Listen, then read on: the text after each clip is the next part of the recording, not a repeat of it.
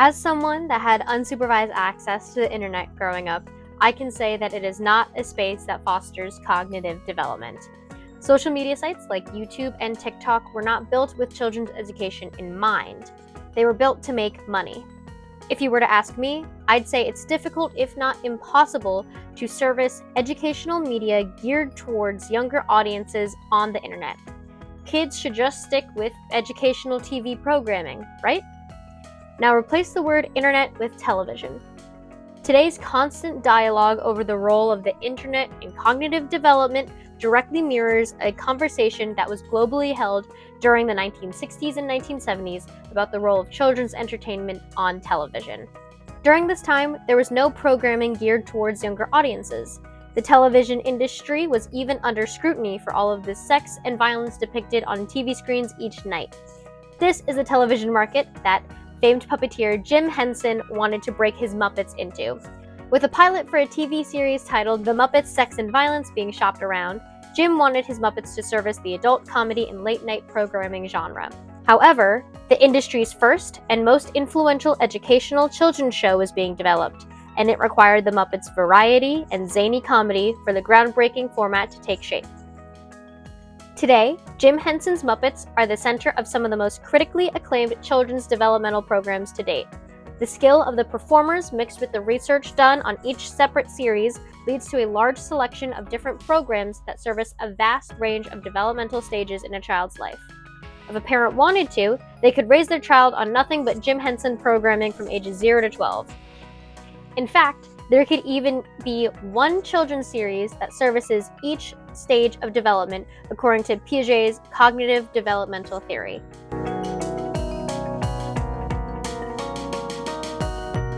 Stage 1, sensory motor. The sensory motor stage is the first stage of cognitive development. It ranges from ages 0 to 2 and primarily focuses on foundational sensory motor skills like learning through your 5 senses. Early motor skills are also being formed and developed, and basic language skills are used for communicating with the caregiver for demands like food or nap. Curiosity through the senses is a large part of this stage, since it is truly someone's first time experiencing the senses. Overstimulation is common, which is why a program geared towards this audience would need a gentle premise that stimulated sensory growth but didn't overwhelm audiences.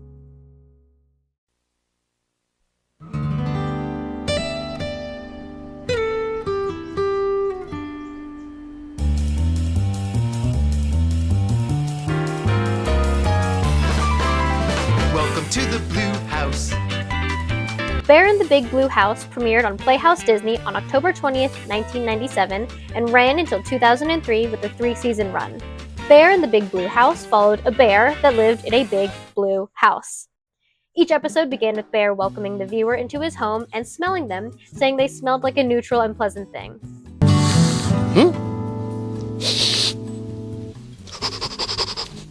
Hey, what's that smell? It's you! Ooh, you have that just rolled out of bed smell. Ooh, tell me, did you just roll out of bed and stretch, or do you smell this good all the time? As the episode progressed, a simple conflict was introduced between various side characters, as well as real-life segments where children discussed the main themes of the episode. Each episode also had original music that spanned various genres. The episode concluded with the same goodbye song, with Bear inviting the viewer back to his house. Bear was critically acclaimed for its calming nature and simple moral lessons presented in a way for young audiences to understand and relate to. Specifically, the sensory-friendly language that was used catered to engaging sensory curiosity. Characters made sure to use adjectives and descriptors to aid in engaging the senses. I mean, it's in the title. Big and Blue describes the house. Yes, pancakes are served. Bear? Hmm? Well, the teepees look great and everything. Yeah, they really do, but can we eat now? Yes, dig in, everybody. Oh, these look so Okay. good. You want syrup? I want syrup? I want A syrup. little bit? Yeah, Okay. just a little. Oh, wait a minute. Ojo, you want? In addition, Bear premiered during a time where children's programming was being produced with the angle of kids versus the world. Playhouse Disney wanted to separate themselves from the market, so they ensured that Bear and the rest of the programming depicted a nurturing bond between caregiver and dependent. Hey, Luna, it's so hard to know what the weather will be. Why is that? Well, Bear, it's hard to know when the sun or rain or winds will come, but one thing is for sure. The world needs all of them, and it's good that they come when they do. True, true. Stage 2. Pre-operational. The pre-operational stage is the second stage of development and mainly centers ages 2 to 7. This is when language comprehension skills start to develop, as well as basic imagination and intuition skills.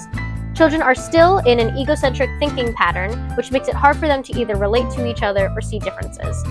While this sounds perfect for Sesame Street, there is a lesser-known program that was aimed at an older demographic and is considered Sesame Street Graduate School. Hey now, hey wow, here's how.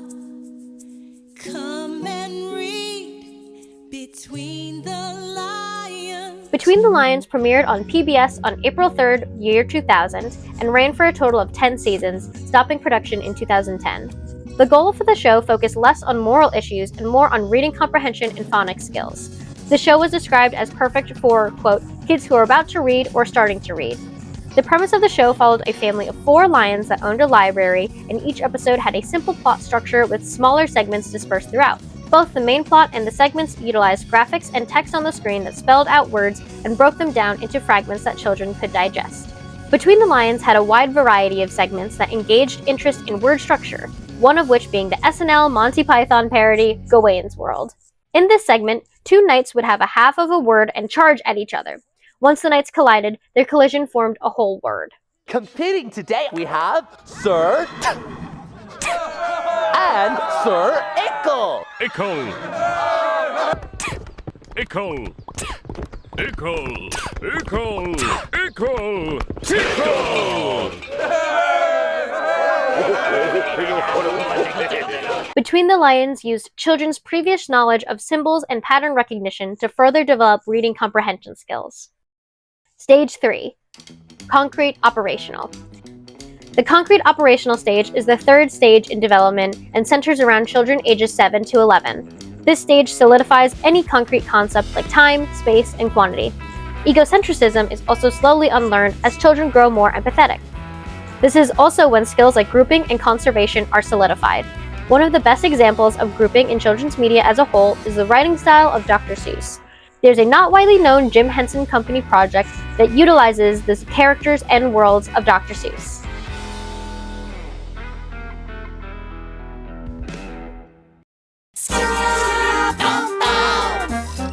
Get up on a wobble, buzz into a bubble. Wobble on the double, and take your face to a wobulous place. The Wobulous World of Dr. Seuss premiered on October 13th, 1996, and lasted 2 seasons on Nickelodeon. After the first season received mixed to negative reviews, the second season of the show went through drastic format changes. The second season saw the introduction of the Cat in the Hat as a gentle narrator for each episode. Each episode began with an introduction of a simple moral conflict, where the cat would utilize the Wobuloscope to visit different locations and characters found in the worlds of Dr. Seuss. The show was praised for its interpretation of Seuss's works.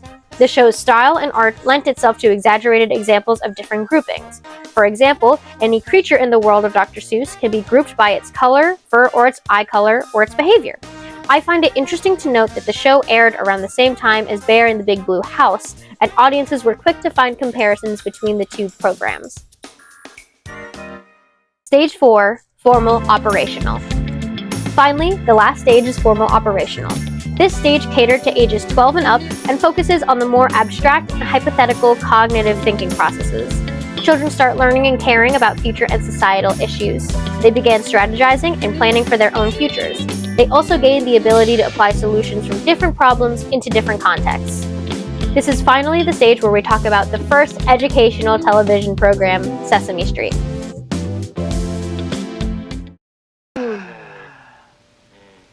Hey, these kids can't read or write, can they? No. Then how's about we call the show Hey Stupid?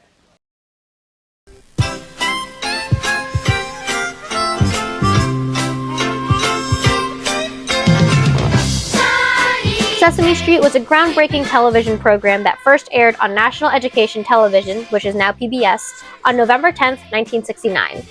Before the Muppets were permanent cast members, they only appeared in short segments featured through the program.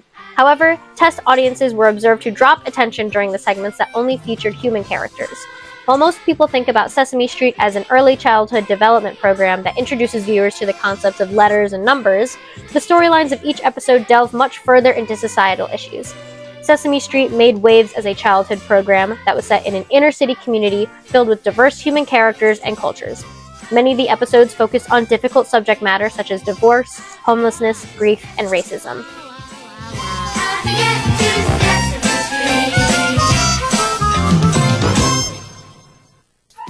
Today, more parents are choosing these and other early developmental programs over children's programming made in the digital age. Taking, for example, Blippi. Blippi is a YouTube-based children's web series geared towards toddlers. Critics and parents alike note the desolate and off-putting feeling they feel while ingesting the content. Nathan J. Robinson, writer for Current Affairs magazine, writes, "Blippi's world is dead and sterile. First, it's astonishing how many of the videos are about machines. Importantly, they are mostly focused on the machines themselves and not the people who build and operate them. At one point, Blippi goes all the way to India and does not introduce his viewers to a single Indian person, instead focusing on how nifty rickshaws are. In Blippi's world, nature has been suppressed, with each video discussing the mechanical functions of everyday occurrences.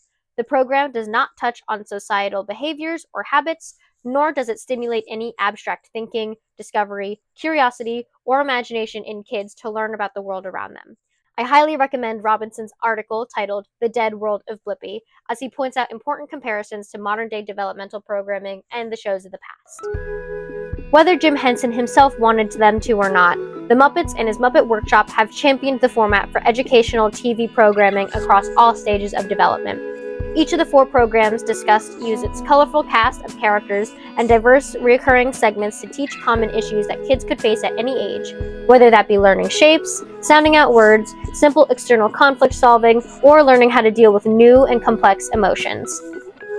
Separating plot-focused segments with smaller recurring bits keeps young audiences engaged with the programming while still maintaining a sophisticated watching experience that doesn't talk down to its viewer. With this project, I'm in no way trying to lay out the end-all be-all order in which a child should watch these shows if they watch them at all.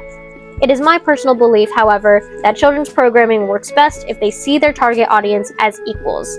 As they prove time and time again, there is no one that children can see themselves in more than the Muppets.